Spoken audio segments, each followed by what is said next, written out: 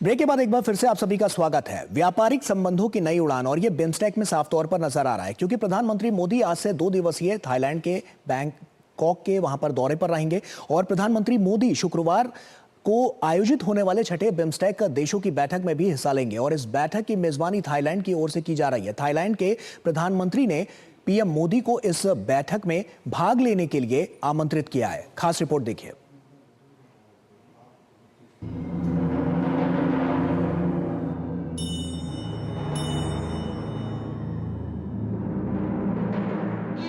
Neighbour first और act east policy की प्रतिबद्धता दर्शाते हुए प्रधानमंत्री नरेंद्र मोदी थाईलैंड में बिम्स्टेक शिखर सम्मेलन में हिस्सा लेंगे।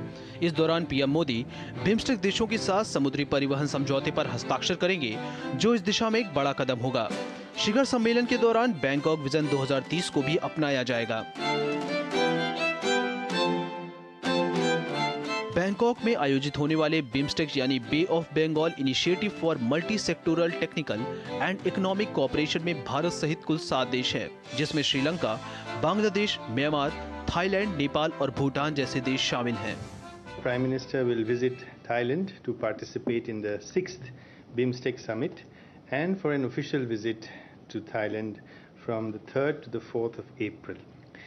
As you know, India and Thailand have historically warm bilateral relations, shared civilizational, cultural and religious bonds. Thailand is India's maritime neighbor, a valuable partner in our Act East policy and vision for the Indo-Pacific, and also a highly valued partner in BIMSTEC. छठे BIMSTEC शिखर सम्मेलन में विभिन्न देशों के नेता सहयोग को और गति प्रदान करने के तरीकों और साधनों पर विचार विमर्श कर सकते हैं। भारत क्षेत्रीय सहयोग और साझेदारी को मजबूत करने के लिए बिम्स्टेक में कई पहल कर रहा है। इनमें सुरक्षा बढ़ाना, व्यापार और निवेश को सुविधाजनक बनाना, भौतिक, समुद्री और डिजिटल संपर्क स्थापित करना, खाद्य, ऊर्जा, जलवायु और मानव सुरक्षा में सहयोग करना, क्षमता निर्माण और कौशल विकास को बढ़ावा देना और लोगों के बीच संबंधों को बढ़ाना शामिल है। प्रधानमंत्री मोदी बिम्स्टेक सम्मेलन से इतर थाईलैंड के प्रधानमंत्री के साथ भी बैठक करेंगे। इस बैठक में दोनों देशों के नेता द्विपक्षीय सहयोग की समीक्षा करने और देशों के बीच भविष्य की साझेदारी का मार्ग प्रशस्त करने को लेकर बात करेंगे। The Prime Minister will hold bilateral meetings with the Prime Minister of Thailand, Ms. Paetongtarn Shinawatra. They will review the progress in the entire gamut of bilateral relations and ways to add greater momentum to the India-Thailand bilateral partnership, and also exchange views on the regional and multilateral issues. They will also witness the signing of several bilateral documents. Bharat और Thailand समुद्र के जरिए सीमा साझा करते हैं और दोनों देशों के बीच सांस्कृतिक, भाषाई और धार्मिक संबंध हैं। भारत के लिए यह मंच दक्षिण और दक्षिण पूर्व एशिया को जोड़ने का एक महत्वपूर्ण जरिया है। आर्थिक निवेश को बढ़ावा देना, गरीबी उन्मूलन, आपदा प्रबंधन और आतंकवाद से निपटना, ये बहुउद्देशीय केंद्र बिंदु हैं जिसके इर्द गिर्द बिम्स्टेक का ताना बाना बुना गया है। और भारत कैसे दक्षिण पूर्व एशियाई देश और दक्षिण एशियाई देशों के बीच एक सूत्रधार के रूप में बिम्स्टेक के लिए काम करता है, प्रतिनिधित्व करता है। और इस बार के बिम्स्टेक सम्मेलन में जब बैंकॉक विजन 2030 को अपनाया जाएगा, तो देखना ये होगा कि आने वाले सालों में बिम्स्टेक मल्टीलैटरल फोरम्स पर अपनी मौजूदगी को कैसे दर्ज करवाता है। कैमरामैन सेंथिल के साथ Anchal Gulati Gumber, Bangkok, Thailand BIMSTEC summit. प्रधानमंत्री नरेंद्र मोदी 3 से 4 अप्रैल को थाईलैंड के दौरे पर रहेंगे। दरअसल छठे बिम्स्टेक शिखर सम्मेलन में भाग लेने के लिए प्रधानमंत्री मोदी थाईलैंड के लिए रवाना हो चुके हैं और उनकी इस महत्वपूर्ण यात्रा से न सिर्फ भारत थाईलैंड के आर्थिक और व्यापारिक संबंधों को पहले से ज्यादा मजबूती मिलेगी, बल्कि विभिन्न पहलुओं पर विकास की नई गाथा लिखने के लिए यह कारगर भी साबित होगी। आसियान क्षेत्र में सिंगापुर, इंडोनेशिया और मलेशिया के बाद थाईलैंड भारत का चौथा सबसे बड़ा व्यापारिक साझेदार है और इस यात्रा से व्यापारिक संबंधों को नई गति मिलती हुई नजर आएगी। आइए कुछ आंकड़ों पर नजर डाल लेते हैं। आपको बताते हैं कि किस तरह से जो ये बिम्स्टेक शिखर सम्मेलन है बहुत महत्वपूर्ण है। छठे बिम्स्टेक शिखर सम्मेलन की अध्यक्षता जो है वो अब की बार थाईलैंड करता हुआ नजर आ रहा है और ये जो है ये अब की बार बहुत महत्वपूर्ण इसलिए भी हो जाएगा क्योंकि यहां से तमाम दिशा और दशा तय होती हुई नजर आएगी। इसमें भारत, श्रीलंका, बांग्लादेश, म्यांमार, थाईलैंड, नेपाल, भूटान जो देश हैं वो इसमें शामिल हैं और इसमें तमाम नीतिगत फैसले भी लिए जाएंगे, क्योंकि सुरक्षा, व्यापार और निवेश को सुविधाजनक बनाना इसका लक्ष्य रखा गया है। और इसीलिए जो क्षमता निर्माण है और जो कौशल विकास है उसको भी बढ़ावा देने पर यहां पर साफ तौर पर फोकस किया जाएगा, क्योंकि आने वाले समय के लिए अभी से मजबूती से जो कदम उठाए जा रहे हैं उसका जो नीतिगत परिणाम होगा वो आने वाले समय में साफ तौर पर देखने को मिलेगा। व्यापारिक व्यवस्थाओं को मजबूत बनाने समेत तमाम क्षेत्रों पर इसका विकास जो है, जो विस्तार है वो नजर आएगा। और थाई निवेशकों के लिए, क्योंकि भारतीय बाजार जो है वो आकर्षण का केंद्र बना हुआ है और ये काफी महत्वपूर्ण इसलिए भी हो जाता है। कुछ आंकड़े आपके सामने रखते हैं, क्योंकि 2023 में भारत और थाईलैंड के बीच द्विपक्षीय व्यापार जो था वो $16.04 बिलियन रहा था और भारत से थाईलैंड को जो निर्यात था वो $5.92 बिलियन और आयात जो था वो $10.11 बिलियन रहा। तो आप समझिए कितने बड़े आंकड़े को ये पेश करता है। Infrastructure, agro and food processing, automotive और auto parts, pharmaceuticals and health समेत तमाम ऐसे सेक्टर्स हैं जिसमें साफ तौर पर यह नजर आया, क्योंकि पर्यटन, रिटेल और रिन्यूएबल एनर्जी सेक्टर में व्यापक अवसर इसमें साफ तौर पर उपलब्ध हैं और जिनसे सीधा लाभ मिलता हुआ नजर आ रहा है। 2021 की अगर हम बात करें तो 2021 में ग्लोबल रिन्यूएबल एनर्जी जो सिनर्जी कंपनी है उसने भारत में $453.29 मिलियन का सबसे बड़ा निवेश किया और यह अपने आप में उस आंकड़े को दिखाता है कि किस तरह से भारत बढ़ती हुई आर्थिक शक्ति के रूप में निकल रहा है। बिम्स्टेक क्षेत्र की अगर हम बात करें तो 1.7 बिलियन लोगों को यह एक साथ लाता है, जो दुनिया की आबादी का 22% है। कुल संयुक्त सकल घरेलू उत्पाद की अगर हम बात करें तो $5 ट्रिलियन से कहीं अधिक है। तो साफ तौर पर ये जो आंकड़े ये बहुत कुछ बताते हैं कि किस तरह से जो हम देख रहे हैं कि जो भारत है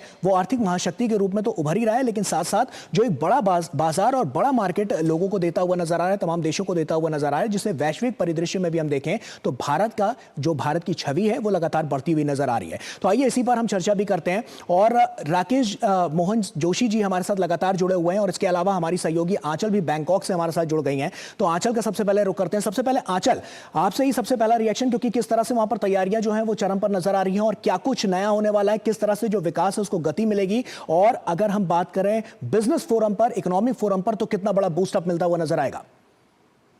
बिल्कुल, धन्यवाद गौरव। और मुस्कुराहट का देश थाईलैंड, यहाँ से हम आपके लिए भेज रहे हैं स्वागत। और प्रधानमंत्री कुछ ही देर में जब लैंड करेंगे एयरपोर्ट पर, उसके बाद उनका स्वागत यहाँ होटल में किया जाएगा। भारतीय समुदाय यहाँ पर मौजूद है, लेकिन सबसे ज्यादा अगर हम उत्साह देखें तो कैसे आर्थिक जो निवेश है या आर्थिक क्षेत्र को आगे ले जाने की बात है।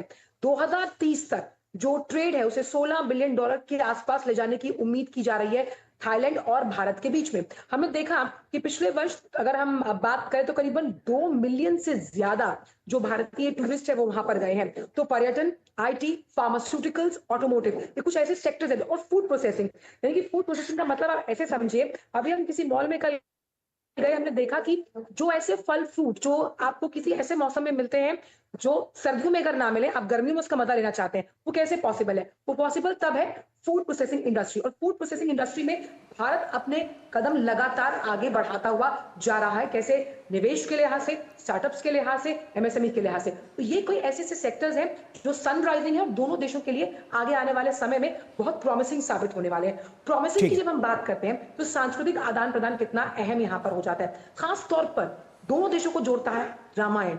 रामायण यानी अगर कण कण में राम भारत में है तो जन जन में राम थाईलैंड में भी मौजूद है, क्योंकि जब अयोध्या में राम मंदिर बन रहा था तो थाईलैंड से भी यहाँ से मिट्टी भेजी गई थी और यहाँ पर रामायण को रामाख्यन कहा जाता है। और किस तरह से राम के स्वरूप को जिस तरह से भारत में पूजते हैं उसी हिसाब से थाईलैंड में भी पूजा जाता है। और ये जो पीपल निश्चित तौर पर आंचल, ये तमाम ऐसी गतिविधियां जो लगातार बढ़ती हुई नजर आ रही है और जब प्रधानमंत्री नरेंद्र मोदी यहां पर पहुंचेंगे तो उसके बाद से जब बिम्स्टेक के यहां पर जो सम्मेलन में जब वो पार्टिसिपेट करेंगे तो आने वाले समय के लिए तमाम नीतिगत फैसले भी यहां पर लेते हुए नजर आ सकते हैं। बहुत बहुत शुक्रिया आंचल जुड़ने के लिए और तमाम जानकारियां दर्शकों तक पहुंचाने के लिए।